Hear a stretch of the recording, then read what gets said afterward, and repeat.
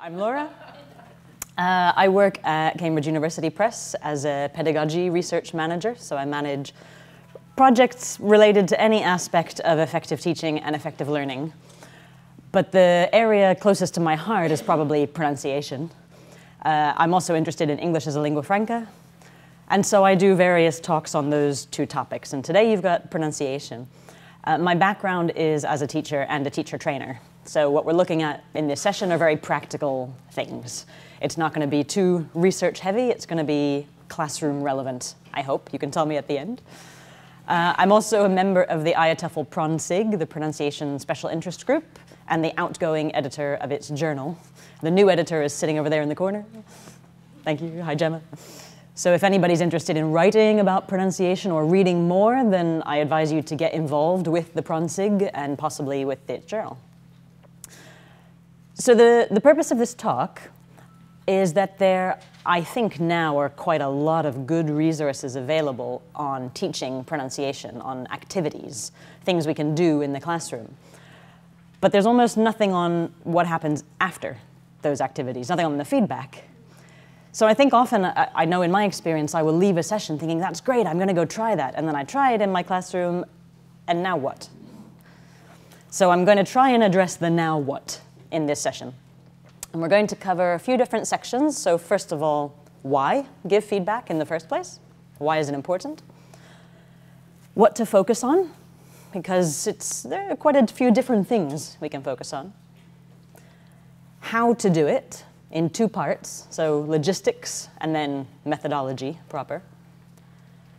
And we'll look at some examples before you have a go yourself. So, without further ado, why give feedback to learners on their pronunciation? I think the first two of my reasons are quite intuitive. First of all, they need it. And secondly, they want it. They need it and they expect it. And learning can't happen without that feedback. As teachers, it's our job to guide learning. So if all we do is give activities in a sequence and then say goodbye, that's babysitting, that's not teaching. That's keeping them busy, but where's the input? What are they getting from that they couldn't get if they didn't have a teacher? So that feedback is really, really important. They need it to help them learn and to develop. And on a kind of related note, I think learners are often confused about what they need and why. So again, that's presumably why they seek expert help, why they come to classes, why they find a teacher. And to give an example of this, I did an event online recently where it's kind of a reverse of a presentation. So instead of presenting for a length of time and then taking questions and answers, it's basically questions and answers for a length of time, and maybe a mini presentation. And one of the questions that somebody sent, and which I had to respond to immediately, as best I could, was phrased like this, quoted directly.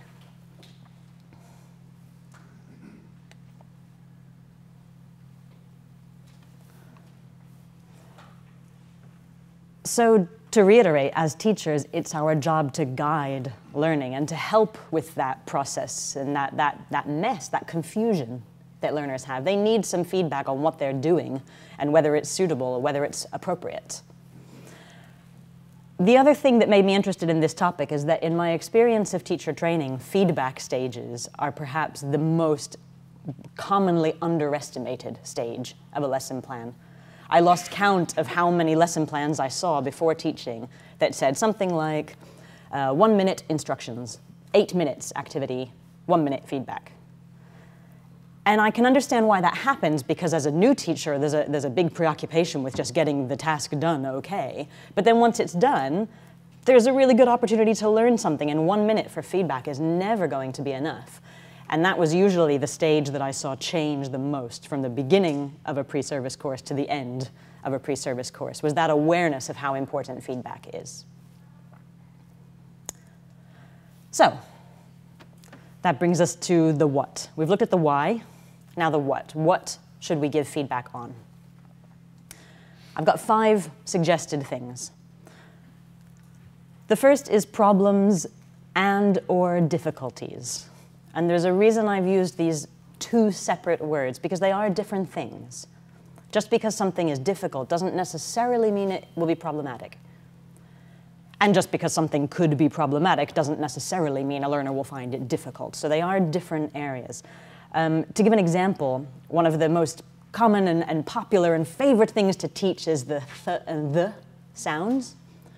But there's an increasing body of research that suggests that replacing those sounds with, for example, f and v is probably not going to break down communication. So it may be difficult, but that doesn't mean it's a problem per se. And then the flip side of this, which is something, again, I don't think I see very much of in teacher observations, is feedback on success. And I mean beyond good or well done. I mean the recognition that a teacher has, that a student has experimented with something, has tried something, maybe gone a little bit outside of their comfort zone, and it actually worked. But maybe that student was just guessing, was just trying. I don't know, I'll say it this way. And they need feedback on that. Or next time, they might try something different because they might think their first attempt was not right or not useful, and they might abandon that. So they also need feedback on their successful attempts. Related to this, they need feedback on their effort. I think we all know how it feels to try really, really hard to do something and still feel like we're not getting it. So it's really important to keep motivation up and to keep learners on that learning path, to recognize the effort they're making, even if it's not immediately paying off. They also need feedback on their progress. So this could be what they're able to do now that they weren't able to do before. Or it could also be progress in their awareness. So maybe they're more self-aware than they were before. Maybe they still can't do whatever the thing is that we're trying to do, but now they know what they don't know. So they're already one step closer to filling that gap in their knowledge.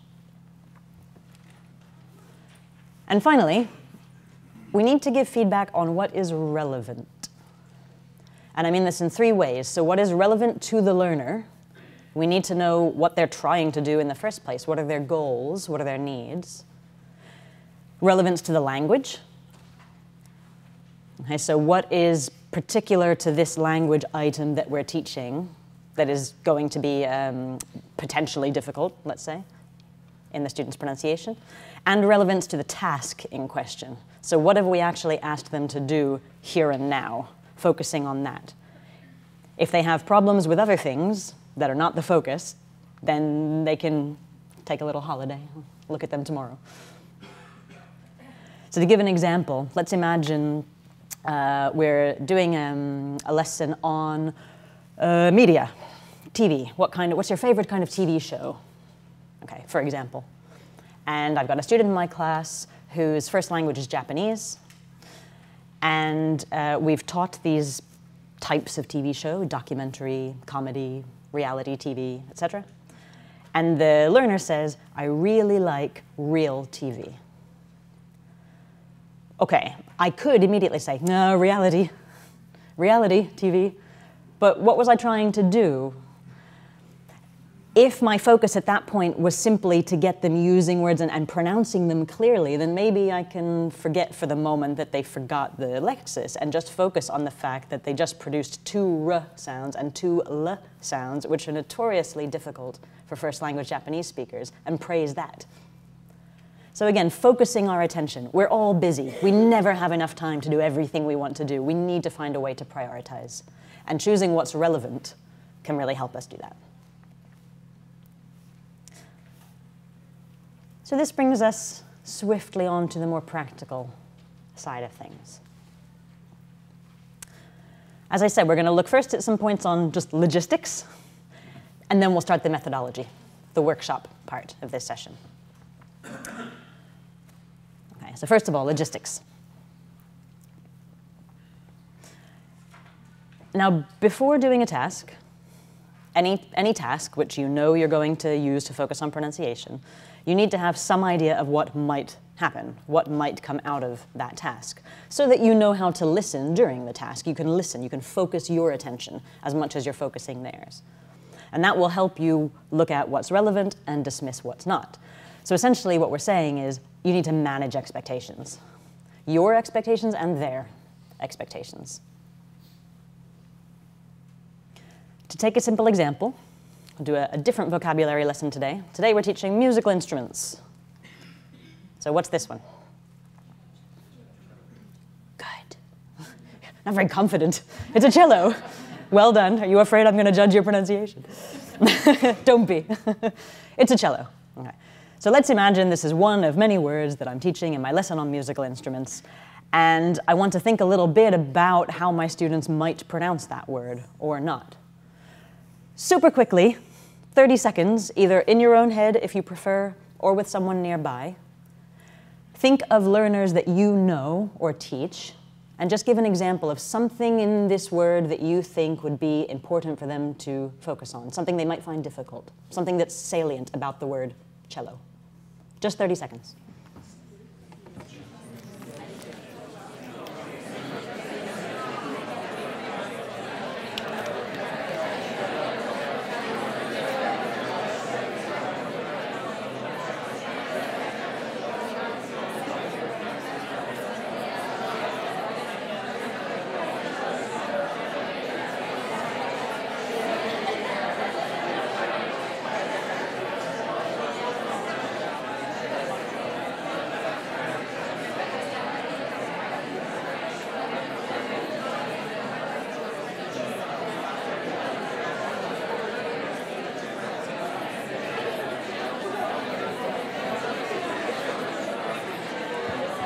Okay, thank you.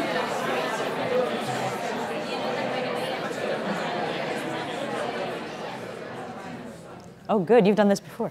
Look at all those hands. Okay, so in 30 seconds, were you able to identify something that is significant or particular to the pronunciation of that word? Yes.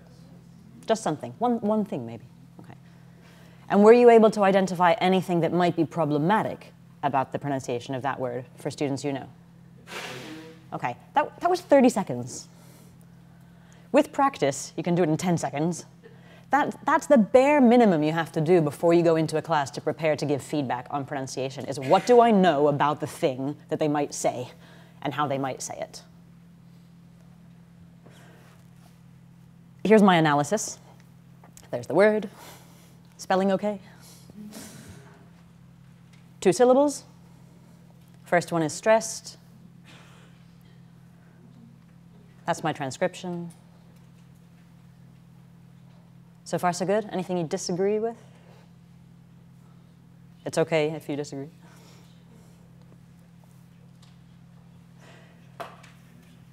The other thing I might think about, and I haven't written here because it's very strongly influenced by a learner's first language, and between you, there might be 100 of those.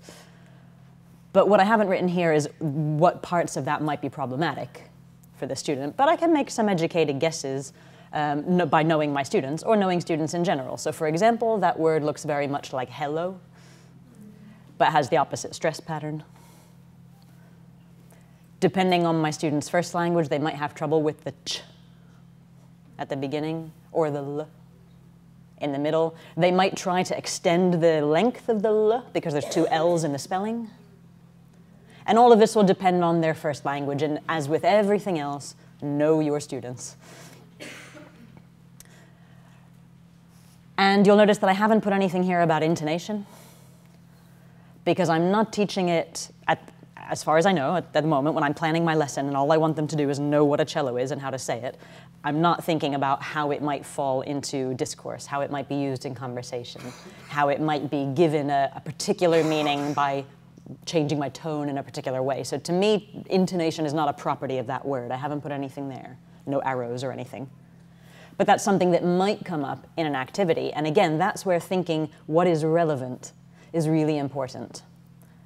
Let's imagine I've taught the vocabulary, we've looked at the pronunciation, then the students are in a pair where they have to describe or draw an instrument, and the other partner has to guess what it is, okay?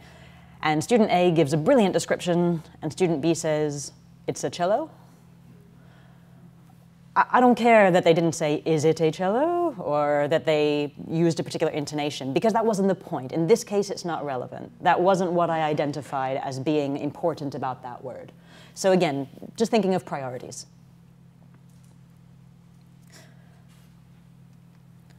So, get rid of her. Thank you, don't need her anymore. The second point to mention about the logistics of this is it's really, really helpful to take notes. I would even say necessary. And if possible, recordings. And again, people have different opinions on recordings. There's a school of thought that says always ask permission. There's also a school of thought that says if you ask, they'll never say yes. So just do it and then delete it later. Again, know your students. But the benefit of recording is that it removes any dispute or ambiguity. You can go back to things. It relieves a burden on your memory because you can go back to it. And we really make a lot of demands on our working memory when we're teaching and learning. If possible, video recordings can add another layer of really, really useful data for your feedback. It can make all the difference between a learner understanding and not understanding how to articulate a particular sound, for example, if they can see what they were doing when they did it. So being able to say, I don't know, imagine the student is struggling with B, and they're not really closing their lips closely. Hopefully, as a teacher, you would notice that, you can give feedback on it, but showing them that they did it in the video is often the light bulb moment that you need for them to say, oh, like this. But they couldn't get there until they saw themselves doing it. So video is really useful as well. And it's also important to consider that the feedback that you give could be both immediate or delayed, or both, wherever possible. And again, this is not specific to pronunciation.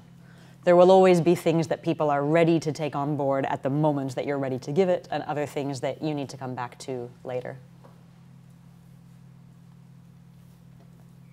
I also saw, unfortunately, I wasn't able to go to a session, I think it was this morning, about feedback, another conference session, and I saw somebody posted a tweet from that session about something she learned in another context, in a kind of business context, which said that often if you say to someone first, can I give you feedback, they're much more likely to be open to receiving that feedback.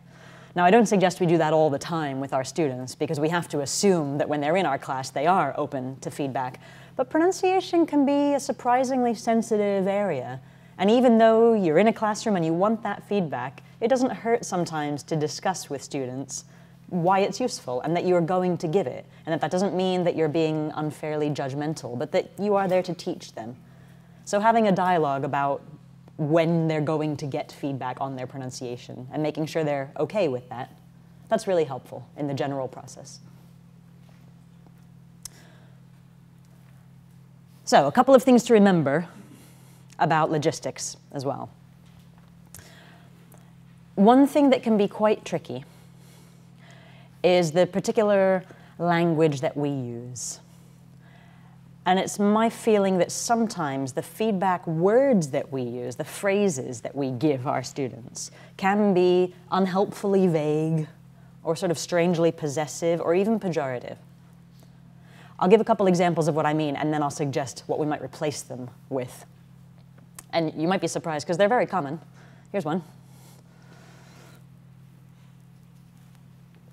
It's not necessarily very helpful feedback language, because it doesn't really say why. It doesn't tell them much.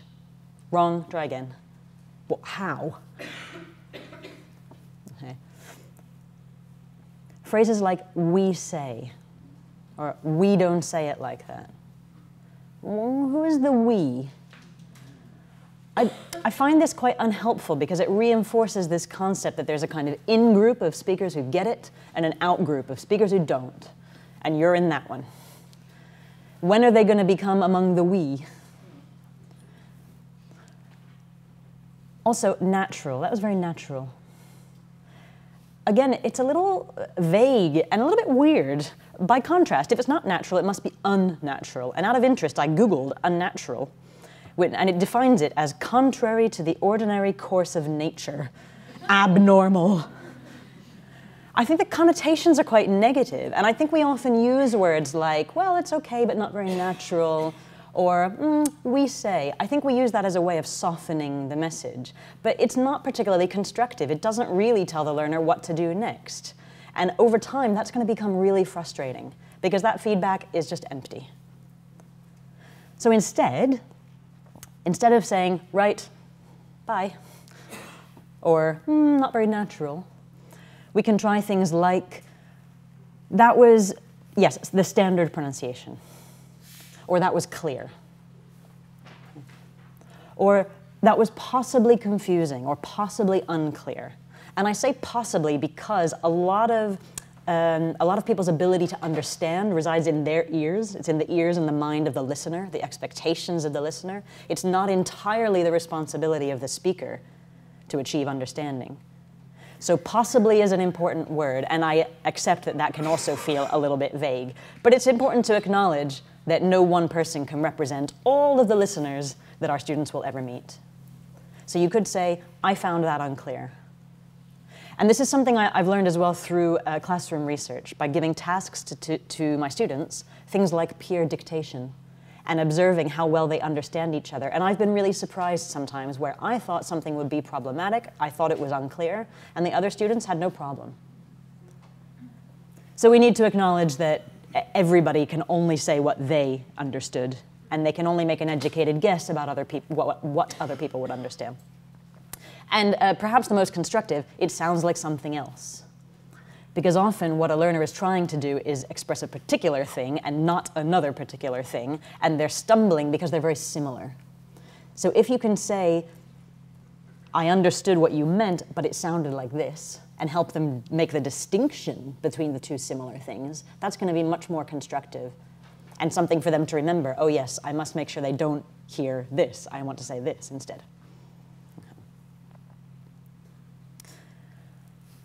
Another thing to remember, of course, is that feedback can come from many different sources. So teachers are not the only source of feedback.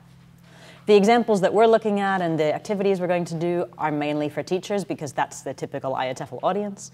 But some of these could also be adapted so that peers can give feedback to each other if they're comfortable doing that.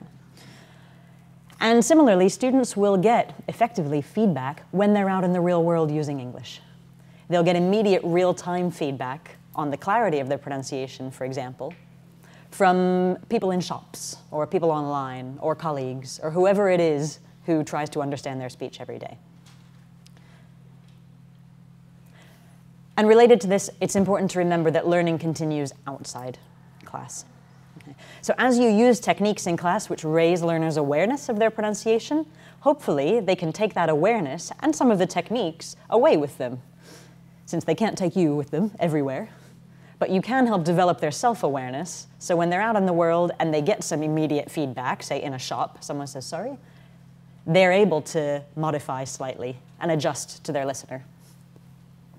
You can also point them in the direction of other practice materials which they can do on their own, things that involve listening, things that involve practicing. Pronunciation and use, for example, has all kinds of activities at all different levels. So you can encourage students to continue their learning without you, and then come into class and show off what they've done.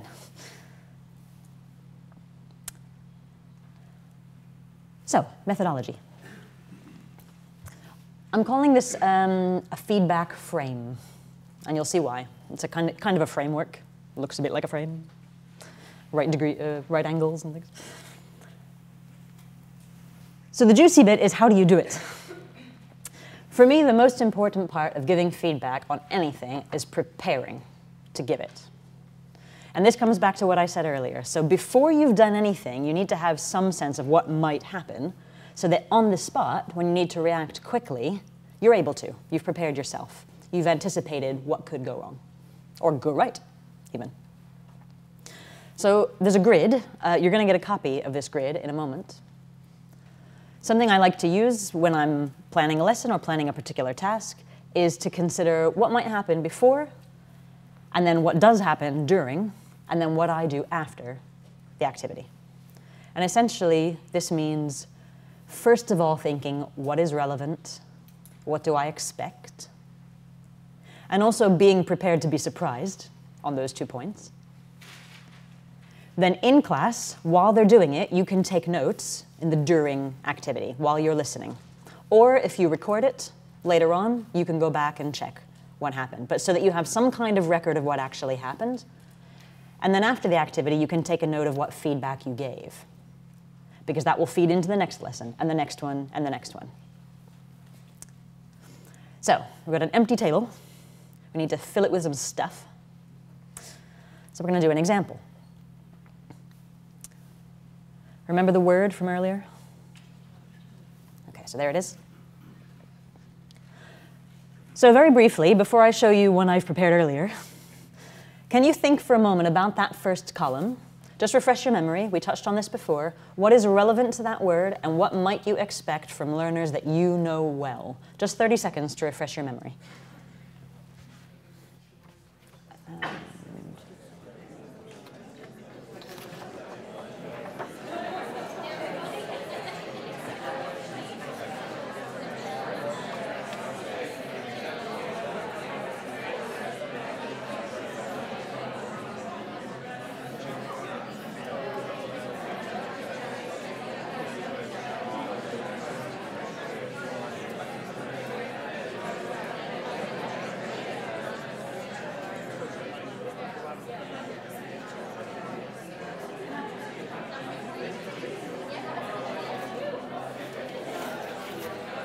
Oops, sorry.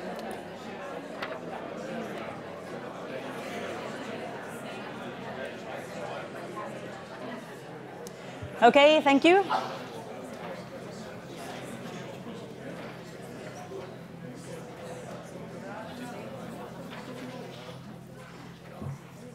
Okay, so you now have this on paper, so you can take a note if you like. I'm going to show you my example. Like a bad teacher, I've given you the handout before my example, so can you look here, please? My example is based on the assumption that I'm teaching speakers whose first language is French, just because I had to pick an example, and that I'm focusing on their ability to be understood. I'm looking at intelligibility. I'm not looking at trying to attain native-like pronunciation, and that I'm doing a vocabulary practice task. Those are my assumptions on which I've based these expectations.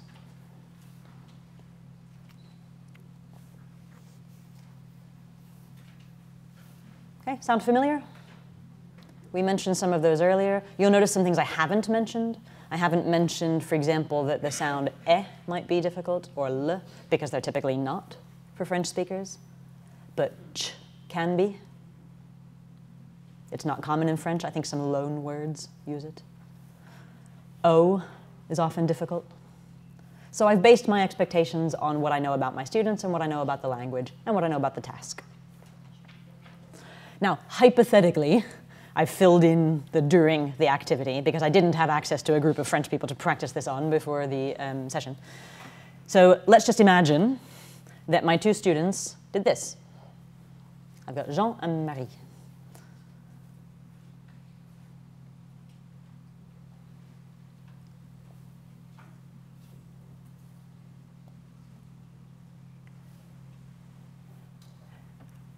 Now, I want to stress, I invented this, but I invented it based on what I think might happen, just to give you an example of the kind of notes. Because there's a lot going on during an activity, and you might be taking notes on other things, and you don't have time to write everything. So I'm only writing things relevant to the things I prepared, like stress. If something's okay, I also make a note, because remember, we want to give feedback on what works well, not only what needs some remedial attention.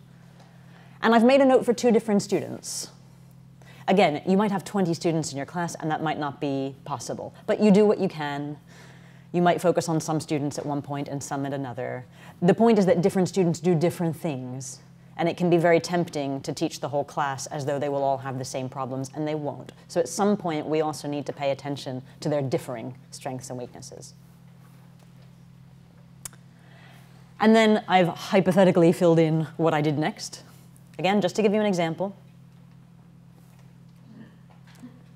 So based on my immediate feedback, Jean has a clearer shape of his mouth for O. So he's no longer producing a kind of O, like a single vowel, it's O. And Marie, I drilled a little bit, and specifically I drilled it in a sentence because that was where she was having trouble. She could say the word, but there's a tendency for stress to fall towards the end of words in French. And she was avoiding that when she said the word in isolation, but when she put it in a sentence, it changed.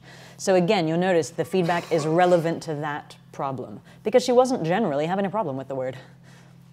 So I'm not going to address general stuff. I need to address that specific thing. Now, so far, we're looking very much at how to prepare to give feedback on pronunciation and then what might happen. How to actually give it, I'm only going to mention 3 things that I think are important to remember. Because for me, the importance of giving feedback on pronunciation is simply to do it. The actual techniques for giving feedback are not necessarily any different from teaching pronunciation. And there's loads of really, really valuable stuff out there already on how to teach it. And I'll give you an example in a moment with our 3 things to remember. So the only advice I'm going to give is, first of all, make it physical and/or visual wherever possible. Encourage learners to use their eyes as well as their ears, because so much of what we understand is based on what we see, particularly with phonemes, and not simply on what we hear. If, for example, my student is struggling with O, it's going to be really useful for him to see that my mouth moved when I made that vowel, O. If I do it that way, O. It doesn't really give him the full picture. He's just got sound. So making something physical and visual is really helpful. I recommend, for example, if you want more ideas on how to do this, looking at the work of Adrian Underhill. He does a lot of very physical, visual stuff. Judy Gilbert, as well, has some really excellent ideas on how to make things visual, for example, with elastic bands, showing length of sound, and so on. But something that helps the learner take the sound out of their mouth and out of their ears for a moment, and then put it back. Second thing to remember is get them to do it again. Otherwise, what will happen is what always happens is you say, okay, good, but blah, blah, blah, and the student says, oh, okay, teacher. And then where did it go? It never comes back. Maybe they don't say that again for another 6 weeks and we can't remember what happened. Get them to say it again, there and then. And then, perhaps most importantly, give feedback on the second attempt. Okay, so at each little bit, give them some sense of how they did, what worked, what didn't work, what they could do differently, based on your observation and your notes.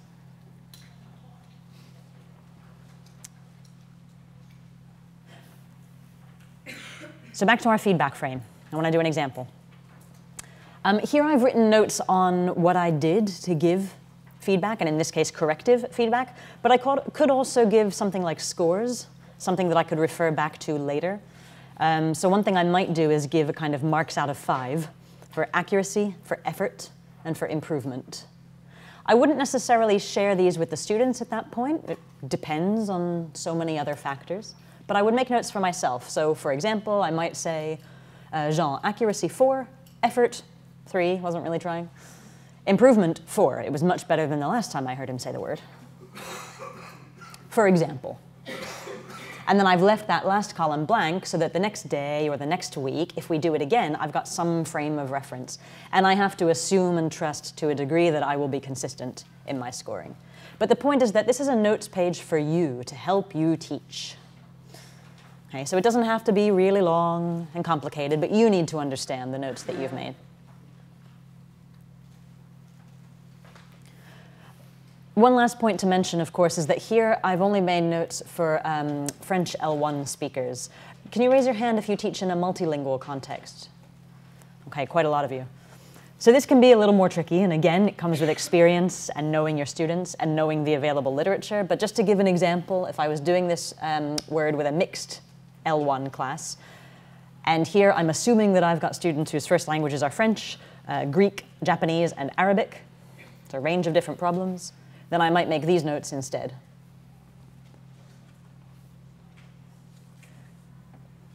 So I'm not sure about the first 2. I want to keep them in there because they're properties of the word itself. Particular sounds, It's likely that both the French and Greek speakers will have trouble with those areas we mentioned before. Possibly the stress, don't know. Japanese speakers might have trouble with the L and with the O. And Arabic possibly with the ch, maybe with the vowels. I'm prepared now when I go into my class to be proven wrong on all of this. But the point is that I've thought about it, so when I hear them and see them speaking, I've got something to measure against, instead of just going in and say, oh, we'll see what happens. Okay, so just an example of how the same applies for mixed L1 groups. Now we're going to do another example together. Okay, or rather, you're going to do it, and then I'll give you feedback. So this one is a longer stretch, not just an individual word, but a sentence. And it's on your handout. This is the sentence.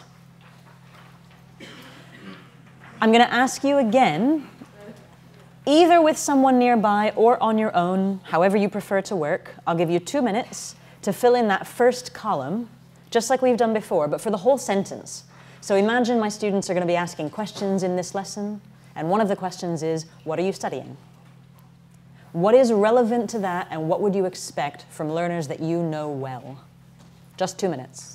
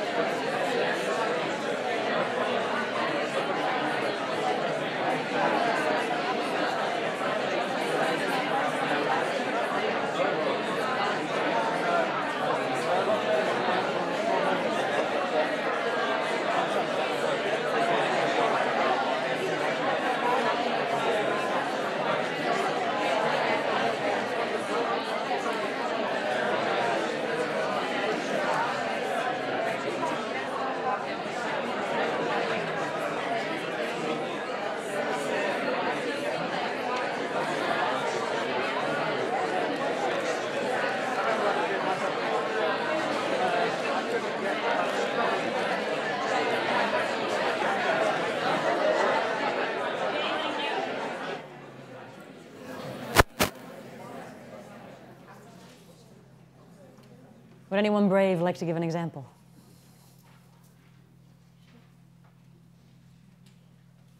Yeah, go ahead. That they put the stress on the auxiliary verb rather than, rather than put the stress on it when they're not supposed to. So, for example, what are you studying? What are you studying? Okay, maybe? Anyone else? Yep. Question intonation. Okay, so what might happen? Well, they might not go, what are you studying?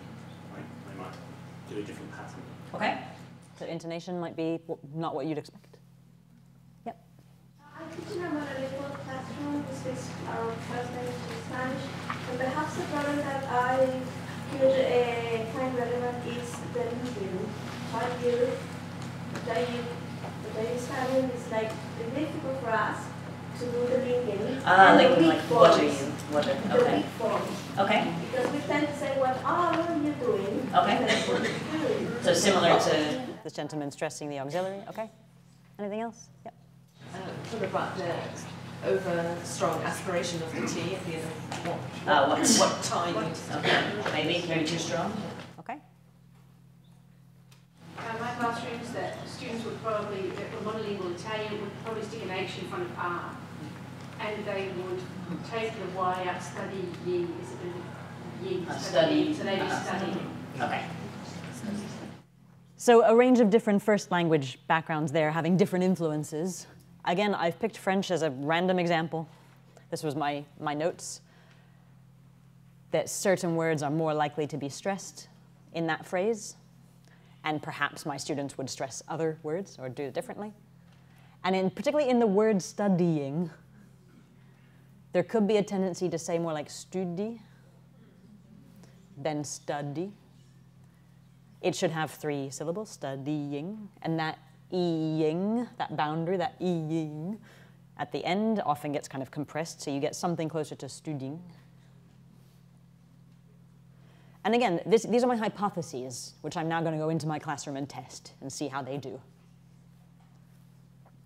I've hypothetically filled in the second column again. So let's imagine that they did have this difficulty with the vowel, so they produced something a bit more, I'm not the phonetics expert in this room, but something a bit more like u instead of a in the first syllable. And that generally I thought they had a kind of clear overall stress pattern. Okay. And again, this is hypothetical, but what I'm trying to highlight is that you're not just going in looking for problems. You're also going in looking for good things because you want to encourage them and keep them going. Okay. And the 2 bits of hypothetical feedback I might give are showing mouth shape, so not too rounded, not u, but And equally, with some knowledge of the student's first language, I could guess where this might be coming from, so I might ask them to contrast how they would say the cognate word, so study in English and étudier in French, and get them to feel how it's different. If possible, if they're related, great. I went to a session this morning which talked about how essentially learning, real learning is always connecting the new thing to stuff you already know. And so if that stuff they already know is in their first language and that helps them, great. Whatever helps. So for the last couple minutes, it's over to you to give a different example. I'm being told to end the session now, so for the last couple seconds, it's over to you. To give your own example, I think we can spare 30 seconds, but the table on the bottom of your page is simply to give an example, possibly not from English. I wanted to give you a chance to teach someone near you, because all of these principles apply to other languages too. You can give feedback on anything, in any language, following this same principle. So since I've just been told to end the session, I'm afraid we probably won't have time to do it. But the space is there, and I'd really encourage you to have a go, try it. By all means, stay and try while the next speaker's setting up. And I'll hang around in the room for a few minutes as well if you have any questions or any feedback, indeed. So thank you very much. There's my contact details.